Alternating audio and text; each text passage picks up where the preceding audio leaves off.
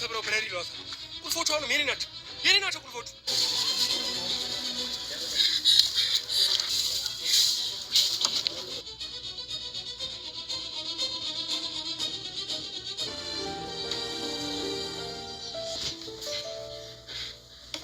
ከፍልሽ ልሻትኝ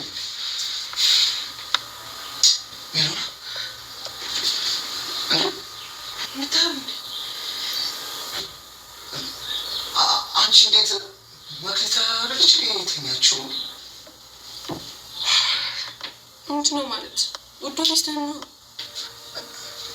እኔ እኮ መክሊትን ያየኋት መሰለኝ። አዎ እዛ ዴል ሚሉ ጠብቀ የነበረችው ልጅ የለበሰችው ልብስ አለ እንዴ?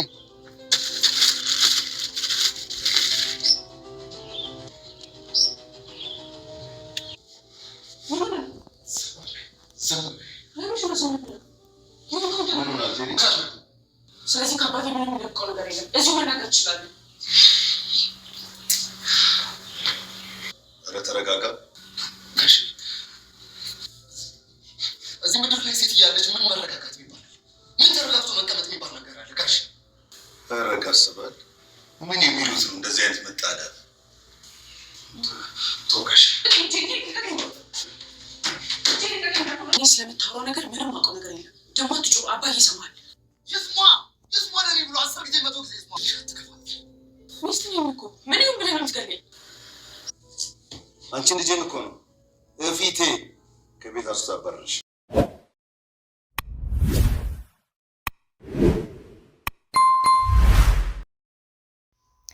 ሜሎና የባሏን የቴዲን ሚስጥሮች ለማወቅ ስትል ብዙ ዋጋ እየከፈለች ትገኛለች ማለት ነው።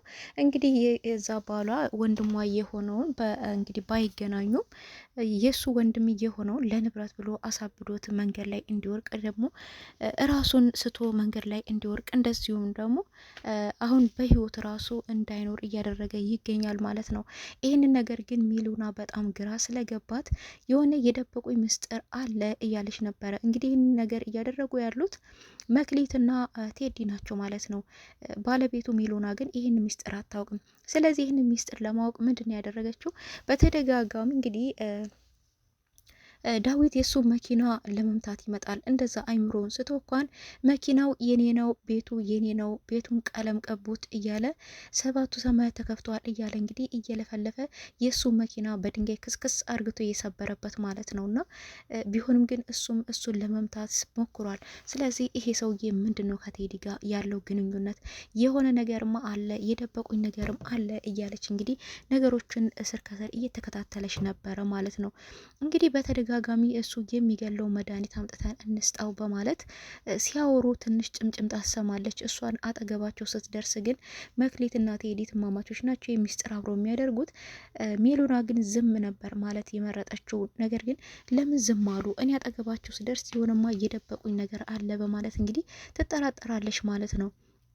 እሱን ንብረቱን ዘርፈው አሳብደው መንገድ ላይ እንዲወር ካደረጉ በኋላ ድጋሚ ደግሞ የሚያዳክመውና የሚገለው ብለው እንግዲህ ሄደው አምጥተው ሊሰጡ በመግፋት በታው ነበረ። በዛን ጊዜ ይሄንን ምግብ ሲያዘጋጁ ሜሎና ትመለከታለች። ሜሎና ተመልክታ እንግዲህ ምንድን ያደረገችው እብድ መስላ ተቀባብታ ጭብር ያለ ጸጉር ሁማኔር ለብሳ እንግዲህ ቡትቶ ልብስ ቤስታል ምናምን አጥልቃ ሄዳ ቀጥታ ዳዊት ጋር ነበር መንገድ ላይ የቆመችው። አጠገቡ አብራ በቆመችበት ሰዓት ቀጥታ ምንድነው ያደርገው? ቴዲ ምግብ ይዞለት ነው መጣው ማለት ነው። ምግብ እንግዲህ የተመረዘ ምግብ ነው ይዞለት የመጣው ማለት ነውና ይህንን እንግዲህ እዛ አጠገቡ ሲደርስ እሷን ሲያይ ተጠራጠረ፣ በጣም ደነገጠ ማለት ነው። እሷን በጣም ደነገጠች። እንግዲህ እሷ ይሄን ነገር እንድታውቅ አይፈለግም። ስለዚህ እቺ ነገርማ ሚስት ሜሎና መሆን አለባት ማለት በጣም ነው የደነገጠው። ከዛም እንግዲህ ራሱን እየሳተው ዳዊትን ብድግ ብሎ በድንጋይ ሲያባረረው እሷም ቶሎ ብላ ሮጣ መኪናዋ ትገባለች ማለት ነው። መኪናዋ ትገባና እንግዲህ የለበሰችውን ልብሶቿን ቡትቶቿን ጣል አርግታ ቀጥታ ወደ ቤት ቀድሞ ትገባለች። መኪናዋን አስነስታ እንግዲህ ወደ ቤት ቀድሞ ገብታ እሱ ቀድሞት ቤት ሳይገባ ልብሷን ቄሪር አርግታ ቤት እንደሆነ ሰው ለማስመሰል እንግዲህ ልብስ ብስ አርግታ ትኝት ብላ ነበረ።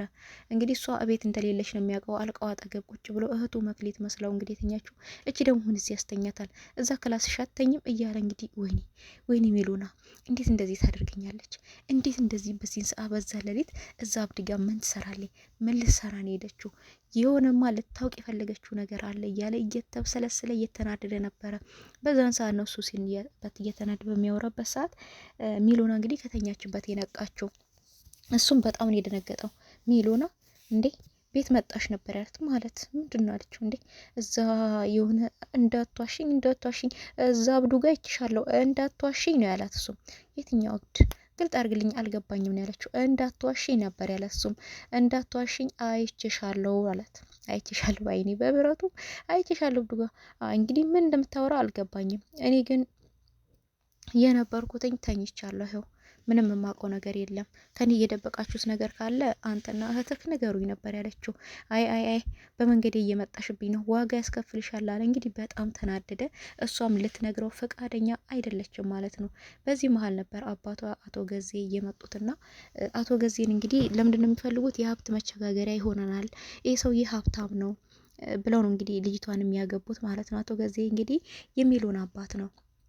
እንግዲህ ከሚሎና ጋር ሲጫወት ቆይቶ እሷ ልሸኘው ስትወጣ ነበር። በዛ መካከል እንግዲህ ቁልፉን ተቀብሏት ይወጣው ማለት ነው። ቴዲ ከሚሎና ላይ ቁልፉን ተቀብሏት ወጥቶ መኪና ውስጥ ምንድን ያየው? እሷ ለብሳ በዛ በጨለማ እሷ የለበሰችውን ልብስ ነው መኪና ውስጥ ያየው። ስለዚህ እዛ አብዱጓ የቆመችው ሁለታ እሷ ራሷ ነች። ይሄ ልብስ በአይኔ በረቷ አይቼዋለሁ፣ እሷ ራሷ ነች የለበሰችው ማለት እንግዲህ ቀጥታ ወደ ቤት ነው የገዘገዘው። እየገዘገዘ ሄደው ማለት ነው። እና በዛን ሰዓት ነበረ እሷም አባቷን ልሸኝ ደረጃ ላይ ቆማ ነበርና እንግዲህ ያኔ ነው አባቷ ፊት ነይ ያላት በቀጥታ። እንዴት ነው እንደዚህ የምታደርጊው? እንዴት በማለት እንግዲህ ተፍጨረጨረባት። አቶ ገዜም እንግዲህ ሚሉን አባት እንዴ ተው፣ ምንም ቢሆን እኮ አባት ነኝ፣ እንደዚህ ያታድርግ እንጂ ልጄን ይከፋኛል ብለው አይ ጋሼ አንተ የማታውቀው ነገር አለ፣ እኔና እሷ ለብቻችን የምንነጋገረው ነገር አለ፣ ነይ ትዕግስቴን አትፈታተኝም ብሎ እንግዲህ ምንጭቅ ነበር ያደረጋትና እሷም እኔ ከአባቴ የምደብቀው ሚስጥር የለም እዚሁ ጋር አባቴ ፊት ንገረኝ ነበር ያለችው። እሱም አይሆንም እኔ እና አንቺ ለብቻችን ነው የምናወራው እያለ እንግዲህ ምንጭቅ አርግቷት እየጎተተ ወደ መኝታ ክላስ ይዞ ገብቶ ይሄ አንቺ ነሽ አንቺ አይደለሽም፣ አሁን ለታ እዛ አብዱ ጋር ነበርሽ አይችሻለሁ፣ በዛ በጨለማ የሆነ ልታውቂ የፈለግሽው ሚስጥር አለ። ምን አባሽ ሚስጥር ነው ማውቅ የፈለግሽው? ተናገሪ እውነቱን ነበር ያለት። እሷም ግን በቃ እኔ ነኝ ምን ታመጣለክ? እኔ ነኝ በቃ እኔና አንተና እህትክ ከኔ የደበቃችሁ ሚስጥር አለ። ስለዚህ እሱን ለማቆየ ነው የሄድኩት፣ ግን ደግሞ ስህተት ነው ምንም ያወቁት ሚስጥርም የለም ዝም ብዬ ነው የሄድኩትኝ እንጂ በማለት ነበር ያለችው። እሱም ውጪልኝ ከዚህ ነበር ያላት። በቃ ውጪልኝ ብሎ ነው ያባረራት አባቷ ከዛ ሳይሉ ማለት ነው። በጣም ነው የተናደደው። ልጄን እንዴት እኔን እንኳን አያከብረኝም፣ እንዴት እኔ አጠገብ ውጪ ብሎ ያባረራታል ብሎ እንግዲህ አባት በጣም ነው የተናደደው ማለት ነው። እሷም እንግዲህ በጣም የምትገርመው ግን እንዴት እንደዚህ ያደርግሻል? እንዴት እኔ ፊት ይመነጭቅሻል? እንዴት ውጪልኝ ይልሻል? ከቤትሽ ያባርሻል ብላትም ጥፋተኛዋ እኔ ነኝ አባዬ ነው ያለችው። ጥፋቷን ገልጥ አርግታ ባትናገርም እኔ ነኝ በተደጋጋሚ ጥፋት የሰራሁት፣ አታድርጊ የተባልኩትን ነገር ያደረግኩትኝ እኔ ነኝ ነበር ያለችው።